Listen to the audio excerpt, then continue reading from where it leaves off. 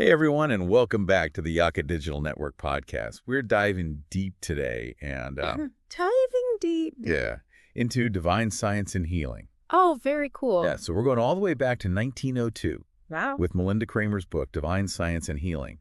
Huh? Now, some of you might be thinking 1902. A little bit dated, That's like ancient history. right? But Yeah. trust me, the ideas in this book are like surprisingly relevant even today, Yeah, especially if you're interested in the power of your own thoughts and how they shape your world. absolutely. Kramer was really ahead of her time in a lot of ways. I mean, today we hear so much about the law of attraction Right? and, the power of positive thinking. But, all of those concepts have their roots in divine science. It's true. Yeah. So, in a nutshell, divine science is all about this idea that God or good is absolutely everywhere and in everything, not like some distant figure, but like the very essence of existence. Yeah, that's a key point. Yeah. Divine science emphasizes that there's no separation Yeah. between us and the divine. We are part of that all-encompassing goodness, that wholeness. Okay, I'm with you so far, but this is where it gets kind of mind-blowing. Kramer says that realizing this oneness, this unity with God, is the key to, experiencing true health, happiness, and freedom. Wait, so just by understanding this concept, we can change our lives. How does that work? Well, think about it this way. If God is all good and we're a part of God, Right. then our true nature is also good. Okay. We are inherently whole and perfect.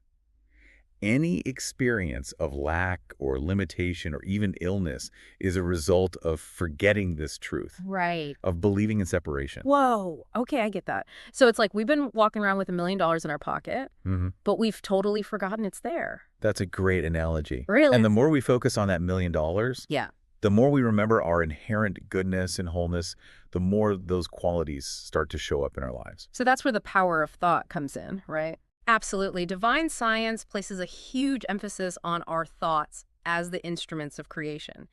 It's through our thoughts that we tap into the divine power Wow. within us and bring it into our physical experience. Wait, so you're telling me our thoughts can actually create our reality? That's exactly what divine science suggests. And it's not just about thinking happy thoughts all the time. Right. It's about aligning our thoughts with the truth of our being, with that inherent goodness and wholeness. Kramer talks about the importance of right thinking, Right. which means consciously choosing thoughts that reflect our divine nature. Okay, but that sounds pretty abstract. How do we know what the right thoughts are? Well, it starts with recognizing and denying what Kramer calls error, thoughts that contradict God's nature. Things like fear, doubt, lack, or limitation. These thoughts create a sense of separation from the divine, a disharmony within us. And then we replace those with truth, thoughts that are aligned with God's goodness. So instead of thinking, I'm not good enough, we would think something like, I am a perfect expression of the divine. That's it. And when we do that, we're not just fooling ourselves with positive thinking. Right. We're tapping into a deeper reality, into the truth of our being. Okay, I'm starting to see how this works. Yeah. But let's get practical for a second. How does this right thinking actually lead to healing? Like if I have a cold, how can my thoughts make a difference? Well, in divine science, illness isn't seen as a punishment or a random misfortune. Yeah. It's viewed as a manifestation of error in our thinking, Okay. sort of misalignment with our true nature. So you're saying the body isn't actually flawed, it's our perception that needs healing. Exactly. And by correcting those errors in our thinking, by aligning ourselves with the truth of our wholeness, we create the conditions for healing to occur. That's a pretty radical concept. It is. It's like saying we have the power to heal ourselves simply by changing our mindset. Right. But if it's that simple, why doesn't everyone just think themselves healthy? Well, it's not always easy to change deeply ingrained beliefs. Right. We've often been conditioned to think and speak in ways that reinforce separation and limitation. And sometimes there are deeper emotional or spiritual blocks that need to be addressed. Okay. But the good news is that with practice, we can retrain our minds to think in ways that support our well-being. I guess that's where practices like affirmations come in, right? Yes. Repeating positive statements about ourselves and our connection to the divine. That's one powerful tool. Yeah. And Cramer talks about this fascinating concept called the law of expression, Okay. which basically explains how our thoughts become our reality. Okay, the law of expression. I'm intrigued. Break that down for me. Think of it as a kind of spiritual equation. Okay. Being plus action equals result. Okay. Our being is our true nature, that divine spark within us. Okay. Action is our thoughts and beliefs. Gotcha. And the result is our experience, the world we create around us. So if our being is inherently good and whole, but our action, our thoughts are filled with fear and doubt, then our result is going to reflect that. We'll experience more negativity and limitation in our lives. Exactly. But if we can shift our action, Uh-huh. our thoughts and beliefs to align with the truth of our being, then our result will also shift. We'll start to experience more health, happiness, and abundance in our lives. This is blowing my mind. It's like we're all walking around with this incredible power to shape our reality, Yeah. but we're often using it unconsciously, Mm. creating experiences that we don't even want. That's the key insight of divine science. Yeah. We are not victims of circumstance. We are powerful creators. Right. And the more conscious we become of our thoughts and beliefs, the more we can deliberately create the life we desire. Wow, that's empowering. Mm. But it's also a lot to take in. I think we need a moment to let all this sink in. For those of you just joining us, we're diving deep into divine science and healing, exploring how our thoughts can create our reality and even heal our bodies. Stick around. We'll be right back to explore even more mind-blowing concepts. We spend so much of our lives reacting to circumstances instead of consciously creating them. It's true. We get so caught up in the day-to-day Right. that we forget we actually have a choice Yeah. in how we experience things. Absolutely. But how do we actually make that shift from reacting to creating? It's not like we can just snap our fingers Right. and change our entire thought patterns. Well, that's where things like affirmations and practicing gratitude can be really helpful. Okay. It's about, actively training your mind to focus on the positive, on the truth of your divine nature. Okay, but let's say I'm dealing with a really tough situation, like a health issue or a financial struggle. Yeah. Is it really enough to just think positive thoughts? Doesn't that seem a bit oversimplified? I mean, it's not about denying the reality of the situation. Right. It's about choosing a more empowering perspective. Okay. Remember, divine science teaches that our outer world reflects our inner state. Yeah. So if we want to change our circumstances, we need to start by changing our thoughts and beliefs. So if I'm worried about money, for example, Mm. I should focus on the abundance that already exists in my life instead of dwelling on the lack. Exactly. It's about shifting your attention to the good that's already present, Right. even if it seems small. Yeah. And this is where gratitude comes in. Okay. By actively acknowledging and appreciating the good in your life, you're training your mind to focus on abundance rather than scarcity. Right. And as you do that, you'll start to attract more abundance into your experience. Okay, that makes sense. Yeah. But what about those stories of instant healings that Cramer talks about? Oh, yeah. How can someone go from being sick to completely healed just by changing their thoughts?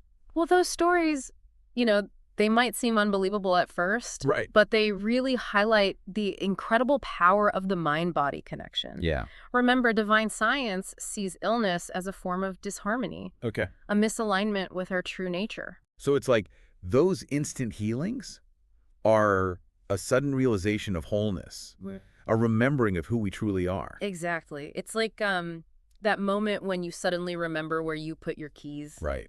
They were there all along. Yeah. You just weren't aware of them. Right. In the same way, our wholeness is always present. We just need to remember it. This is all starting to click for me. Good. It's not about denying the existence of problems. Right. It's about approaching them from a place of knowing that we have the power to overcome them. Yeah. We're not victims.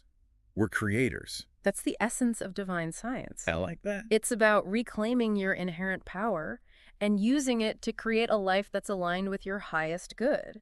Okay, but all this talk about right thinking and aligning with the divine, Yeah. it seems like it requires a lot of conscious effort. Uh-huh. How do we keep that up, especially when life throws curveballs our way? Well, that's where practices like meditation and prayer come in. These are tools that help us quiet the mind and connect with that deeper part of ourselves, that divine spark within. So it's not about being perfect all the time. No. It's about having those practices to help us come back to center when we get off track. Exactly. And Cramer talks about another powerful tool, intuition. Oh, yeah. She describes it as the inner knowing that arises from our connection to the divine. You know how sometimes you just know something Yeah, without, like, logical reasoning? exactly. That's intuition. Right. And divine science says it's your direct line to the divine. It Have you ever is. experienced that? Absolutely. Intuition is like that little voice inside that guides us toward what's best for us, Right. even when we don't consciously understand why. Okay, so how do we develop our intuition? It seems like some people are just naturally more intuitive than others. Well, it's like a muscle. The more you use it, the stronger it gets. Oh, Practices like meditation can help quiet the mental chatter and make it easier to hear that intuitive voice. so it's not about trying to force intuition. It's about creating this space for it to emerge. It's a great way to put it. And as we learn to trust our intuition, Yeah. we become more aligned with our divine nature, Uh-huh. which in turn makes it easier to manifest our desires. This is reminding me of that whole spoken word thing we talked about earlier. Mhm. The idea that our words have creative power. Yes. If our thoughts are so important, Right? then what we say out loud must have an even bigger impact, right? Yes. Kramer emphasizes that the spoken word is like a seed that we plant in the fertile ground of our consciousness. Wow. The words we speak, whether positive or negative, have the power to create our reality. Wait, so if I'm constantly complaining about something, I'm actually attracting more of that into my life? Unfortunately, that's often the case, Oh, no. which is why it's so important to be mindful of the words we use. Yeah. Kramer suggests using affirmations not just mentally, but also speaking them out loud with conviction. So it's not just about thinking positive thoughts. It's about embodying them, expressing them through our words and actions. Exactly. And when we do that, we become like walking, talking affirmations of our own divinity, Right. attracting more of that goodness into our lives and into the world around us. This is incredible. I'm starting to see the world in a whole new light, like everything is vibrating with potential. But before we get too carried away, let's take a quick break.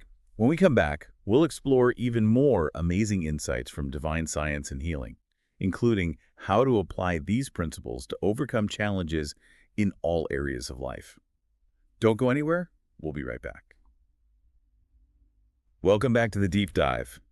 We've been exploring, this mind-blowing world of divine science and healing, and I'm already feeling a shift in my perspective. Yeah, it's amazing how these principles, even though they were written over a century ago, Right. they can still feel so fresh and relevant today. Totally. And I know we've covered a lot of ground already, but there's one more concept I want to touch on before we wrap up. Forgiveness. It's a word we hear a lot, but how does it fit into the framework of divine science? Well, divine science views forgiveness as a crucial part of healing Okay. and spiritual growth. It's about recognizing that we are all connected, part of the same divine source. So it's not about condoning someone's actions, Right. but about releasing any resentment or anger we might be holding on to. Exactly. When we hold on to negativity, whether it's towards ourselves or others, we're essentially creating a blockage in that flow of divine energy. Forgiveness is about removing that blockage, allowing that love and wholeness to flow freely again. That makes sense, but I think forgiveness can be really tough, especially when we've been deeply hurt by someone. Oh, it's definitely not always easy. Yeah. But, divine science reminds us that holding on to anger or resentment only hurts us in the long run. It's like drinking poison and expecting the other person to die. Wow, that's a powerful image. So forgiveness is really an act of self-love then. Absolutely. It's about recognizing that we deserve peace and freedom regardless of what others may have done. It's about choosing to align ourselves with the truth of our being, which is love and wholeness. Okay, so we've talked about how divine science can help us heal our bodies and even change our circumstances. But what about those bigger life questions, like the meaning of life and what happens after we die? Does divine science address those things? Absolutely. Divine science sees death not as an end, but as a transition to a higher state of consciousness. So it's not about ceasing to exist, Right. but about evolving into a new form of being. Exactly. Remember, divine science emphasizes that our true nature is spiritual and eternal. The physical body is just a temporary vehicle for our soul's journey. That's a comforting thought, It is. especially for those who might be afraid of death. Absolutely. And it reminds us that life is a continuous journey of growth and evolution. Death is simply a doorway to a new chapter in that journey. Wow, this has been an incredible conversation. I feel like I've gained a whole new understanding of myself and the world around me. What are some key takeaways you would want our listeners to remember? Well, first and foremost, remember that you are not separate from the divine. That spark of goodness, that wholeness is within you right now, and your thoughts have incredible power to shape your reality. By choosing thoughts that align with your true nature, you can heal your body, transform your circumstances, and create a life filled with joy, abundance, and purpose. So well said. This has been truly inspiring. Before we go, I want to remind everyone that you can find Malinda Cramer's book, Divine Science and Healing, at www.yaka.tcc/books, or by contacting +2 567770730170 via WhatsApp. And please share this deep dive with anyone you think might benefit from these ideas. It's a book that can really change your perspective and empower you to create a more fulfilling life. Absolutely. Thank you so much for joining us on this deep dive into divine science and healing. And to all our listeners, be sure to check back daily for new episodes on the Yaka Digital Network podcast. Until next time, remember, you are powerful beyond measure and the universe is conspiring to support your highest good.